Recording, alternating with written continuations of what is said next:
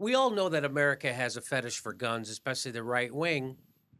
And it's weird how when running for president, how it's making the presidential GOP presidential candidates just do crazy things and say crazy things and be transparently crazy. Now, what's wrong with people? The first thing I remember a politician ever talking about guns was Phil Gramm. Do you remember Phil Gramm? Used to be a senator from Texas, right? And he had a big part in crashing our economy.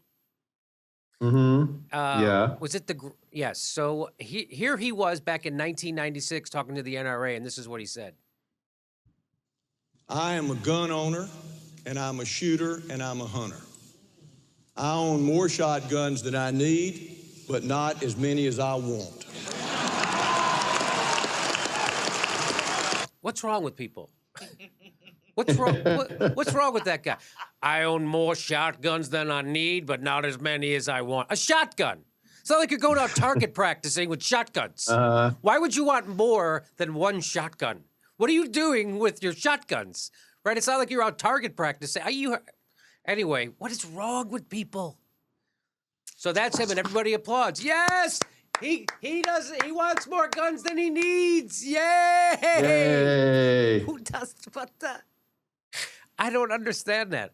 So Marco Rubio recently on the campaign trail, he was being interviewed on CBS Face the Nation. And here's a question he got about guns. There's been a lot of people buying firearms recently, and you bought one on Christmas Eve. Why? Well, first of all, he bought a gun on Christmas Eve. On Christmas. Well, that is the night that someone is most likely to break into your house. Yes, yeah. You got a fat white guy coming down your chimney, am I right? Yeah. So he bought a gun on Christmas Eve.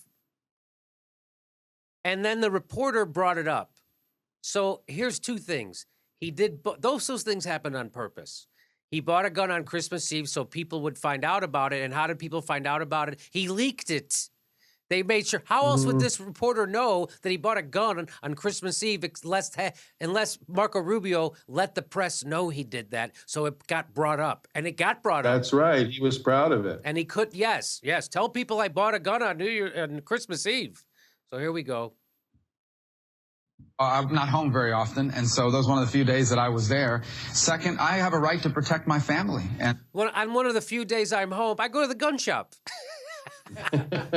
I don't get to see I have a right to protect my family. I'm never there, but I have a right to protect them. I'm never there, so what? Okay, here we go. My family, and that's why I was previously a firearm holder as well. This was an additional one. And again, I think many Americans around the country. So he already had a gun.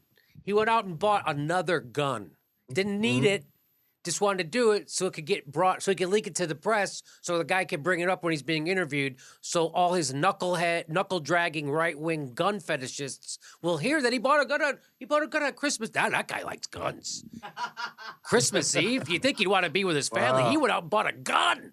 I love this guy. Nothing says the spirit of Christmas more than buying something for yourself on Christmas Eve. Yeah, well, he's going to come. I love that he bought a gun on Christmas Eve. When is he going to take over a bird sanctuary? So he's got more to say. Feel the same way. I'm a strong supporter of the Second Amendment. I have a right to protect my family if someone were to come after us. In fact, if ISIS were to visit us or our communities at any moment, the last line of defense between ISIS and my family is the ability that I have to protect my family from them or from a criminal or anyone else that seeks to do us harm. Millions of Americans feel that way. All right. Yeah, he's not crazy. That doesn't sound crazy. I'm the last line of defense to ISIS. You know what's the first line of defense? An ocean. That would be the first line of defense because ISIS doesn't own a boat, nor do they own a plane. You know what the second line of defense would be? The U.S. military. You know what the third line of defense would be? The U.S. Coast Guard. You know what the fourth line of defense would be? The United States Marshal. You know what the fifth line of defense would be? Your county sheriff. You know what the sixth line of defense would be? Your local police department and your state police. You know what your seventh line of defense would be? You shitting your pants, not knowing how to use your gun. That would be that's your last line of defense. You know what could preempt all of those things is the United States Congress, which he is a part of.